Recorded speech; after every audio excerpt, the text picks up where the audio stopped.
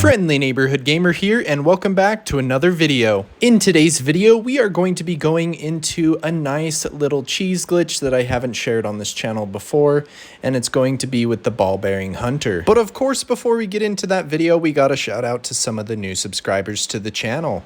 So thank you, Kim Nilsson, Glenn Davis, Terry Emmis, Thumbs Up Giver, Real Hydra Elite, James Way, Chris Walter, and Keith Boone. Thank you all so much for subscribing to the channel. I really appreciate it, so thank you. Now with that said, let's get right into the awesome video. So first up, you're going to want to come to this side of Grace right here, because this is where the ball-bearing hunter in Caelid is going to spawn. And what's nice about this one is you can come here early to get a nice amount of runes. Once you're here, you're going to rest at the side of Grace, and then you're going to wait till nighttime. Then what you're going to want to do is once you've waited till nighttime, you are then going to stand up, sit back down at the side of Grace, and then stand back up again. You'll know you've done it right once the merchant disappears and the ball-bearing hunter spawns right here.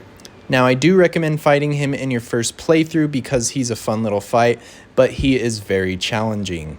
Then you're going to want to come over to this spot right here and wait for him to get close. Once he is close enough, then what you're going to do is make your way down the little cliffside on this ledge right here. Now be careful because it is a little bit easy to fall off this cliff. I did it on accident earlier. Then what you want to do once you're right here is wait for the hot little ball guy to fall all the way down to your area right here. Once he falls down right here, what you're going to want to do is go to the left and then try and jump back up to the top so you're safe and out of his attack range. Then once you're up here, you're going to want to go to the left a little bit so that he follows you over to the left, and your goal is to get him to slide down even more, or at least until he falls off.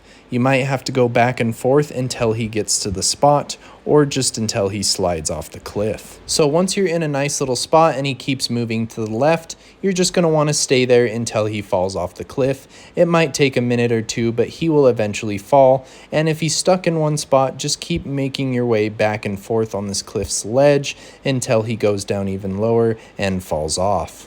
So what I'm doing currently is I'm just sitting as close as I can to this left side here without going down too much more, else I'll slide off the cliff, and eventually he will slide to his death. As you can see, he just keeps moving left and sometimes back to the right, but eventually he will fall.